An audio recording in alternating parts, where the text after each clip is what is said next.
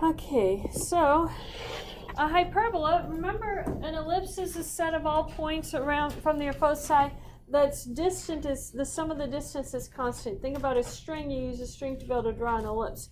A hyperbola is going to be the set of all points in the plane which the absolute value of the difference of the distances from the two fixed points called the foci is constant. So you're looking at d1 minus d2 is constant, right? The comparison of these. What is the difference in the equation?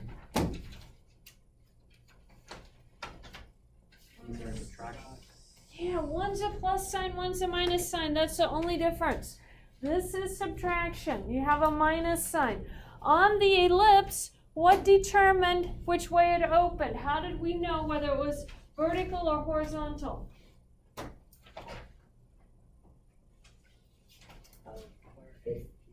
Where A was, and A was the largest value. So for an ellipse, you knew which direction it opened by which variable had the largest value in the denominator.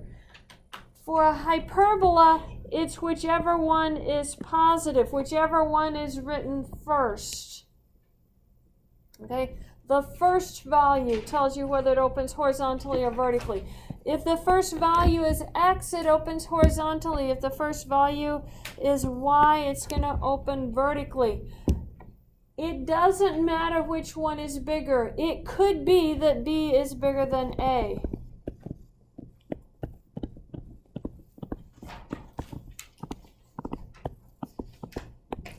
On hyperbolas, it can happen that B is bigger than A. A is always a value of the first fraction. The A squared is in the denominator of the first fraction. Notice the vertices. The H and K is the center, and you're adding A to get to the vertices. What did you add to get to the vertices for your ellipse? Ellipse right here. For an ellipse, and your homework is going to ask you for the equation for the asymptote. So just plug in here. In this equation, x and y are variables. Everything else you can plug in for. So don't plug in for x and y on these equations. And they're different. If it's a horizontal opening, we use b over a. If it's a vertical opening, we use a over b. Everything else stays the same on it. So make sure you're looking at that equations for the asymptotes. Be forewarned, I am not going to ask you about asymptotes on the test. The only thing I want to know on the test is that you can actually sketch the graph. I'm not really caring about finding the foci. I really don't care much about finding the vertices or the center. I want to know, can you sketch the graph? That's what we're stressing on the test. But to be able to do the homework, you have to have all this information. They also ask you about the eccentricity of your hyperbola. The eccentricity of the hyperbola tells you how squished your hyperbola is, how flat it is, or how more circular it is. Here again, it's going to be C over A, just the same formula we had for ellipses. So that formula doesn't change. So let's look at an example. It says, find the standard form of the equation of the hyperbola with foci -1, 2, and 5, 2, and vertices 0, 2, and 4, 2. Then find the eccentricity. Of course, I always do this from a sketch. So -1, 2, and 5, 2.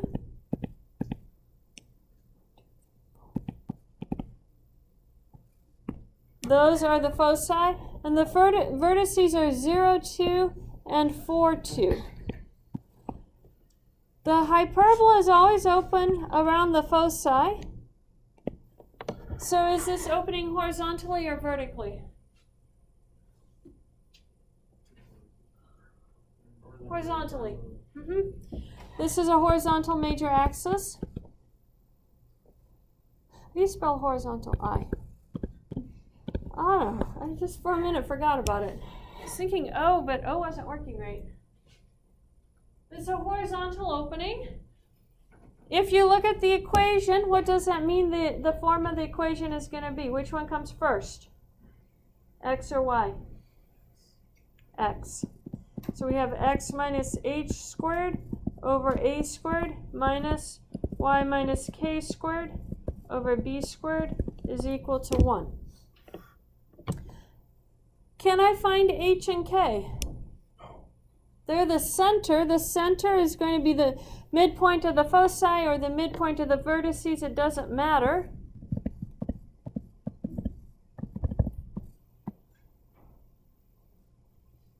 I'm going to do midpoint of the vertices, I guess. So it's going to be 0 plus 4 over 2 and 2 plus 2 over 2. What is 0 plus 4? 4. And then 4 divided by 2? And 2, 2. So we get our center of 2, 2. So that's H and K. Now, the distance, just like we did before, distance from center to vertice, A vertice, is equal to A. So what is A going to be equal to for this one? I have to go from 2, 2 to a vertex, 5, 2. What would that distance be? 1, 2. I'm getting 3. Don't count the one you're starting on. Oh. Yeah. So A is 3. C is going to be the distance from the foci to the center. So this distance right here, let me put it in red. That's going to be C. So what is C going to be equal to? 2. And I use the equation a squared plus b squared equals c squared. I know a is 3, so I have 3 squared plus b squared is equal to 2 squared. What is 3 squared? 9. 2 squared? 4. So b squared? How did that happen? I'm not supposed to have a negative number for b squared.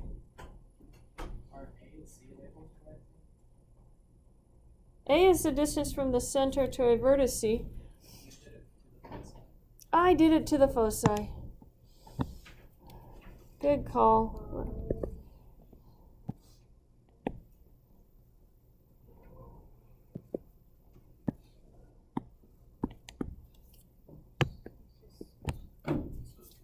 Yeah, so this should be A and this is C. I drew my picture, I labeled my picture wrong. Someone caught it for me. Kudos. So let's switch it over here. B squared can't be negative. It really honestly has to be positive. Okay, so we're going to have 2 squared, 3 squared, 2 squared is 4, b squared then is 5. So that means that I only need to know b squared for my equation. We're ready to plug everything in. I have x minus, what did we say, h was 2 squared over a is 2 squared becomes 4. And then y minus k is 2 squared over b squared is 5 is equal to 1. And there's the formula. Helps if you label your picture right. I did do I said 2.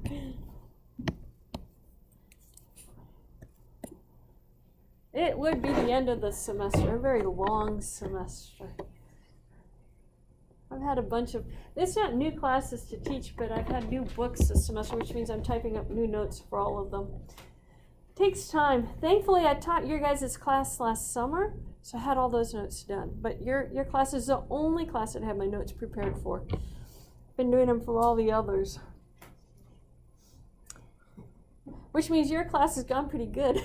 All the others have had errors in the notes. When I'm reusing notes, I catch all the errors. But the first time through on the notes, there's always errors in them. Just typing errors. I forget entire words when I'm typing, and there's no spell checker that catches that.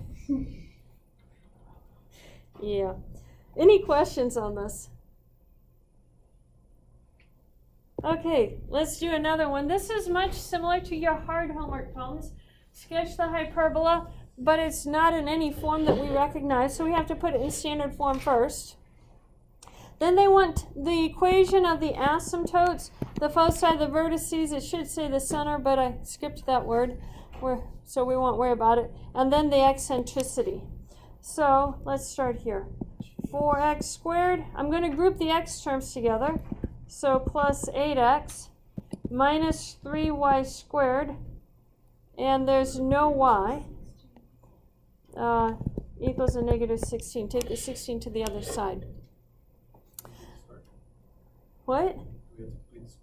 Yep, that's exactly where we're headed. What do we factor out from this first equation? 4. Don't take the x out, just the 4. X squared plus 2x. And what's half of 2? 1. So square it, add and subtract. The other minus 3y squared, we're just going to leave the way it is. And now we're going to write the first 3 down with the 4 in front.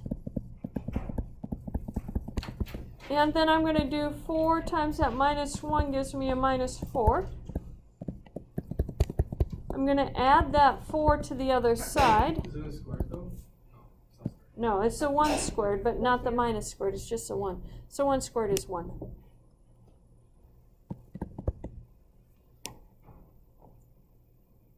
Yeah.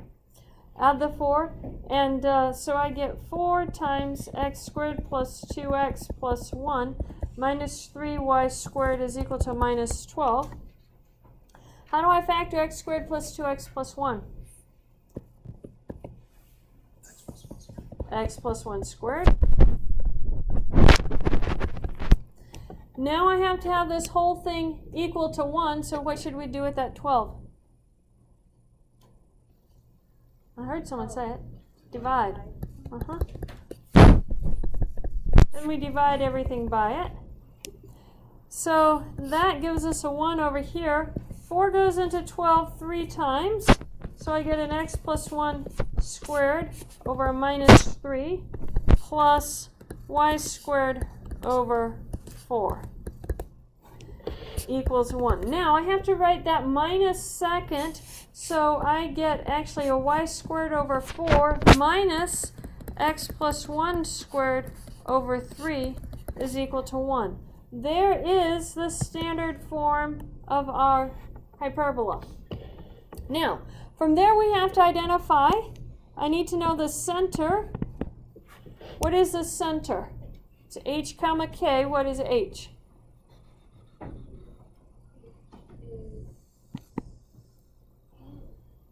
It comes from the x. So it's 1. It says opposite sign, negative 1. And what is k?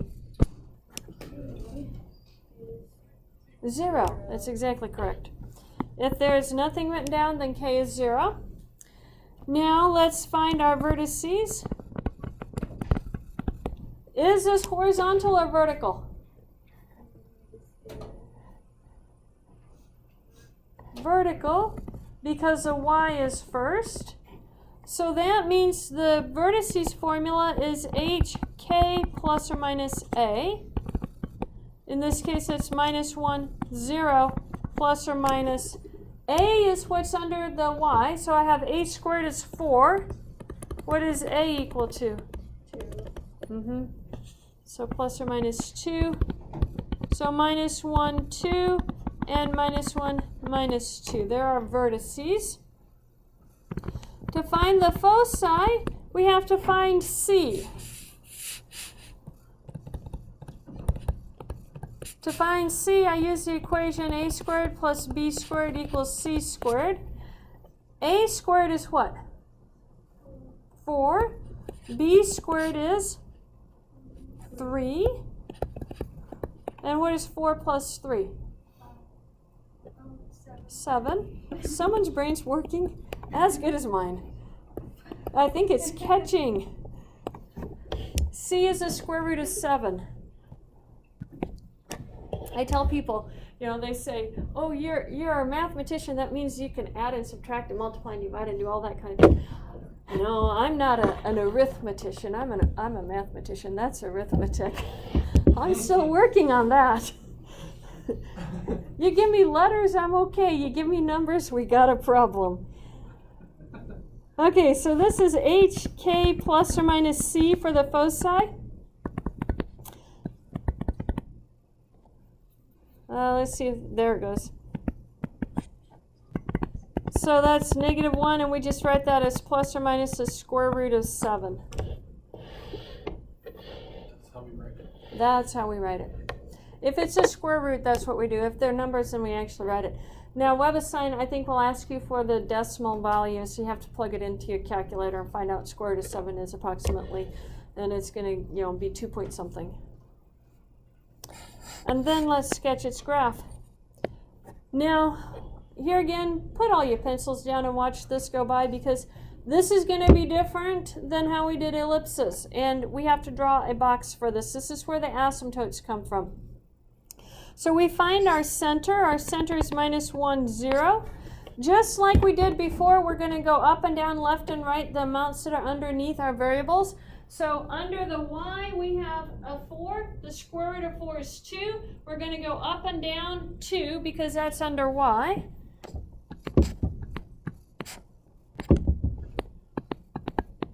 And then, what's under x? 3. So I'm going to go left and right the square root of 3. The square root of 3 is about a 1.7-ish. So here is 1, and that's negative. So I'm going to go to, about here.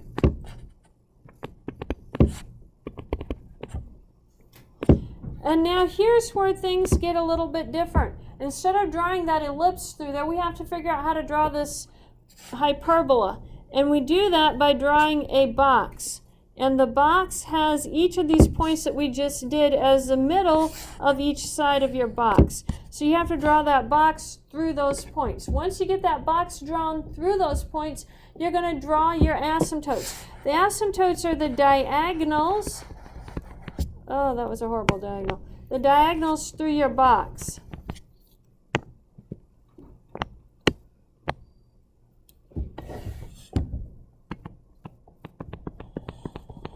And once you have your diagonals drawn, you can draw your hyperbola. It's opening up and down, so because everything is under the y, I draw my hyperbola so that the sides approach those diagonals that we just drew, those asymptotes. And there is a sketch for your hyperbola. The trick with sketching the hyperbolas is you have to draw that box. On the test, I'm looking for that box. So when you're practicing on your homework, make sure you're drawing that box for me. I want to see that box. Now it's going to ask you for the asymptotes. So on this equation, what are your asymptotes look like? What is the equation for the asymptotes? These I never remember. I have to look this up. So this is a second one, so it's going to be k plus or minus a over b, x minus h. K was 0, A is 2, B is the square root of 3, X is our variable, and H was 1, -1, sorry. So that becomes X plus 1. There is the equation of the asymptotes. If you use that equation, it will give you those two diagonals that we just drew. Any questions on that? That is the process we're looking for on the homework.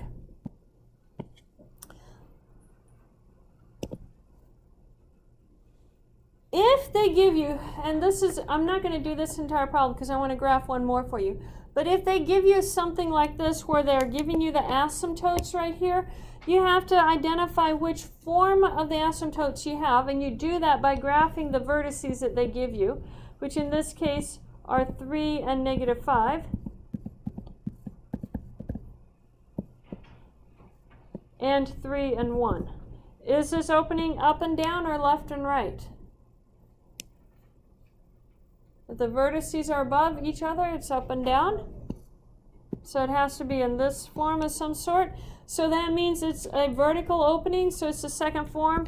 That means your asymptotes are k plus or minus a over b x minus h. And then just notice that this is k plus or minus a over b x. And then I'm going to just say plus or minus a over b times the minus h. This a over b is what you're going to match up with the 2. And the positive a over b matches up with the positive 2. And then you have to calculate what h and k are. H and k is the midpoint of the vertices. So what's halfway between 3 and 3 is going to be 3 for the x. What's halfway between minus 5 and 1?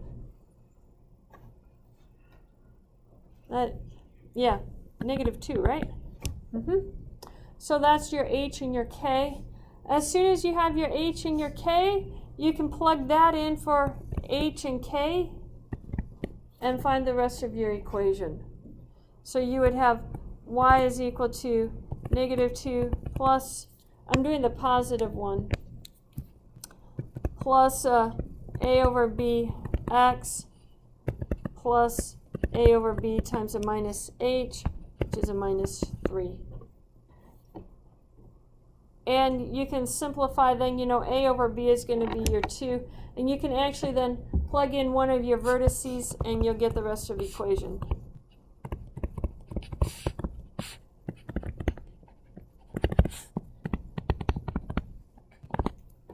You can also find a. There's more than one way to do this. A is equal to half the distance between the vertices.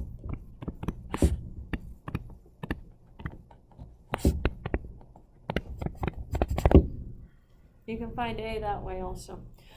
I'm not going to finish that one. You should be able to finish that from those hints right there. But what we need to do, one more I want to graph for you guys, but I have to tell you this part too. Do I feel a little rushed today? Running out of time. This is your easy question for the test. We always like easy questions. So identify whether it's going to be a circle, a parabola, an ellipse, or a hyperbola. Let me tell you how you're going to identify. You know, a circle, the two values with the square terms have to be the same for a circle. For a parabola, one of A or C is 0. So when you multiply it together, you get 0. For an ellipse, both A and C are the same sign. And they'll more than likely be positive. For a hyperbola, A and C are different sign.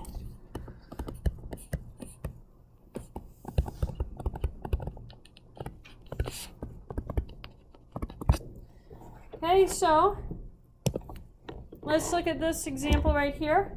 For the first one, you have just one squared term, so that's a parabola.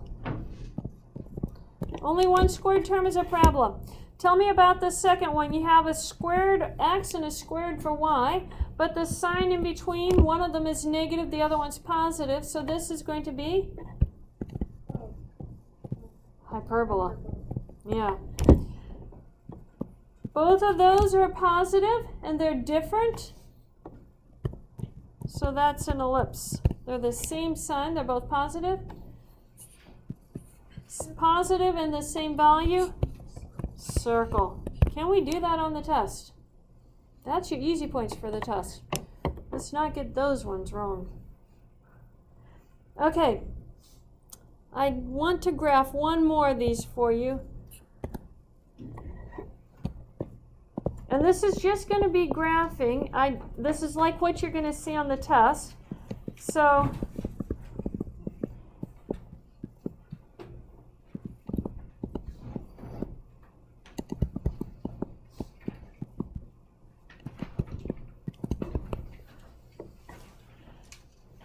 this one we know is going to be a hyperbola because of the minus sign in it. So the first thing you have to do to graph it is to find the center. What is the center for this one? Negative 2 and 1. And then we're just going to graph it.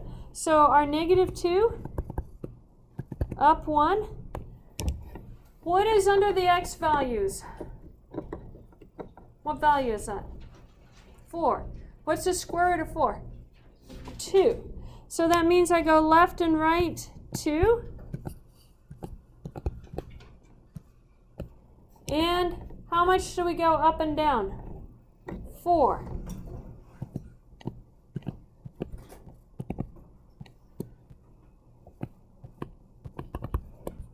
And then what do we do? Draw the box. Someone remembered.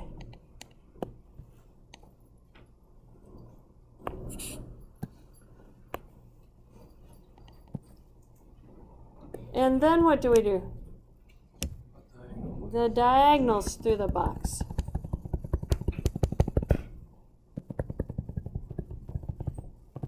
And then, does it open horizontally or vertically? Left and right or up and down? Horizontal because the x is first. So this is going to look something like this.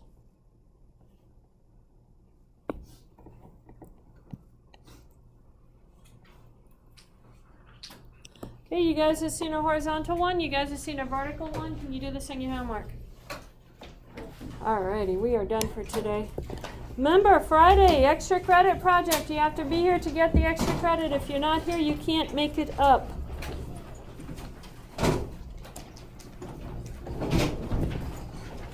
Make sure your names are on your papers and put your papers up here at the front of the classroom.